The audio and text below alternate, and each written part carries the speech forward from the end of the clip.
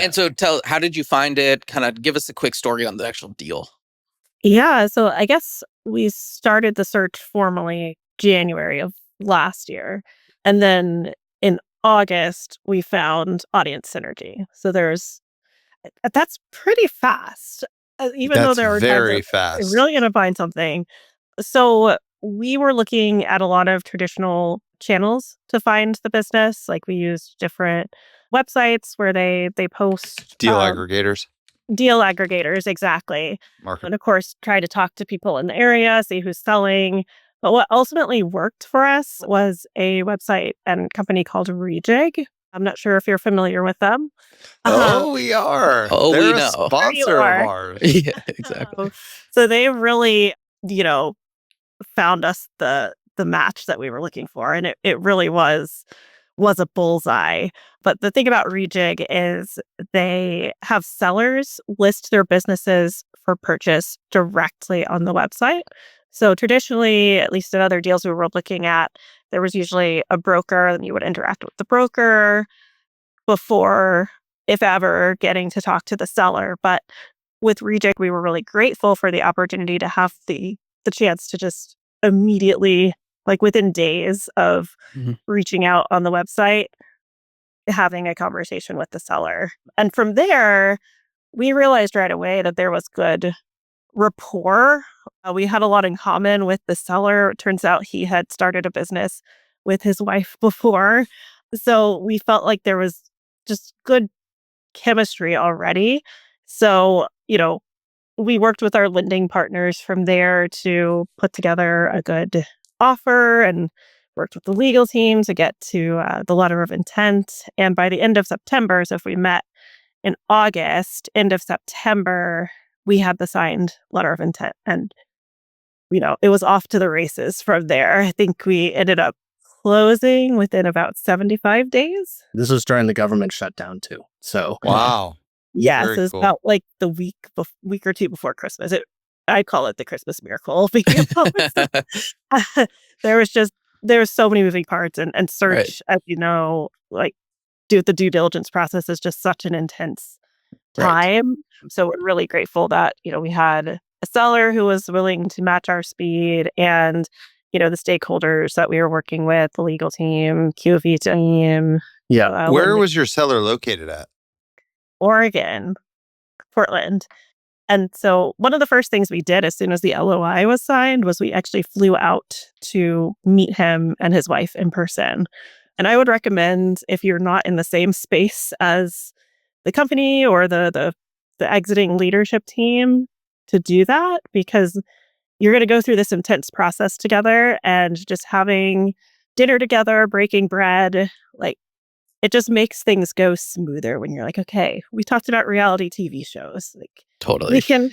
We can make this. There are real people here. Yeah. No, I talk about that as like you have to fill the trust bank with your seller, because the actual process of closing a deal requires a lot of trust. And there's going to be withdrawals on the trust bank. So like that dinner in person with them is like a crucial way to create a deposit. Yes, absolutely.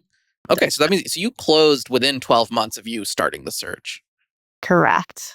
That's Correct. impressive. And remind me, so obviously we do know Rejig as one of our sponsors, but like once you found the deal on Rejig, what was Rejig's role after that? Like, were they acting as a broker at all, or were then you and the seller kind of off to the races?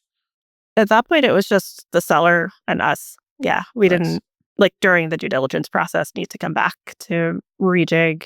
I mean, I guess maybe to look at some of the documents that were initially uploaded, but that was it. Nice. Yep. So very cool. Let me ask. It's easy to sort of beat up on business brokers because, for a lot of reasons, maybe they don't actually positively facilitate.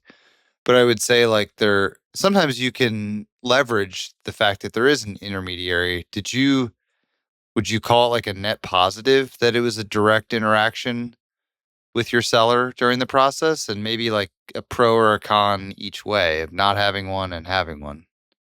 Yeah, at least for this particular seller, who was very savvy in terms of negotiation and contract discussion and about selling his own business, it was actually quite a pleasure to work with him during the closing process. So for us, it was specifically a huge net benefit to work directly with him. And his personality is he doesn't like intermediaries and he likes being direct. This is a part of his talent in terms of going to market. And so he preferred a face-to-face discussion. If anything, if there was intermediaries, it wouldn't go quite as well. So as an example, discussing working capital, where there's difference of opinions between different people. And so, it's best if it was just the three of us in a room, we'd be able to hash something out. And so we found that to be very refreshing because then we could talk about specific things that mattered to us, like deal motivators. To us, that was something we were always seeking to understand. And once we found that out, we could find a viable deal path forward. There were other companies that we looked at where there was a broker. And, at times we did find that helpful as well because, like you were saying, the seller we were working with was very savvy about the contracts and everything. But if someone was maybe like a first time seller and they needed, a little bit more coaching perhaps on like the legal aspects or crafting an offer and like the ins and outs of the LOI, then it was helpful to have that broker be the intermediary for sure. Yeah. So I've always thought that a seller having hired a broker was a proxy for actionability. That was the best proxy that you could possibly find for actionability.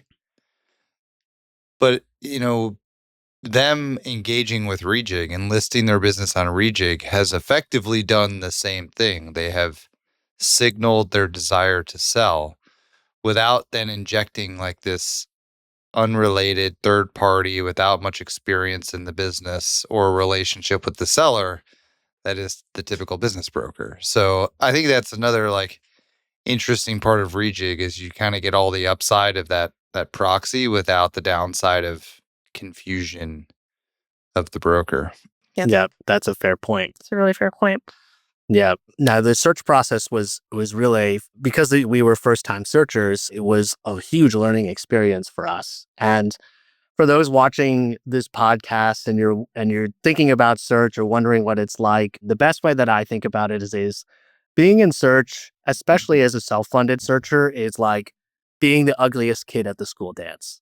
And you ever walk in and you're a wallflower in middle school, you're sitting at the back and you're like, man, I just want to go and dance with somebody.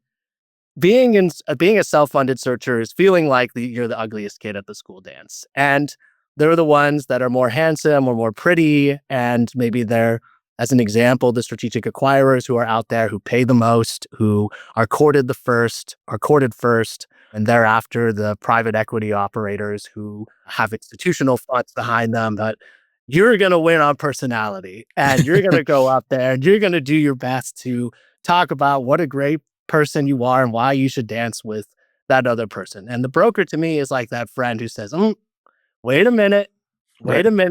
Are you good enough for this person to dance with? And being a searcher means being used to going up and finding as many dance partners as you can to find that one that really connects with you. And so just realize that there's a very large market out there. There are a lot of competitors and you're going to have to make yourself known. And I say that even though it feels like you're the ugliest kid at the school dance, at least you came to dance. You're there and available and ready to be with somebody.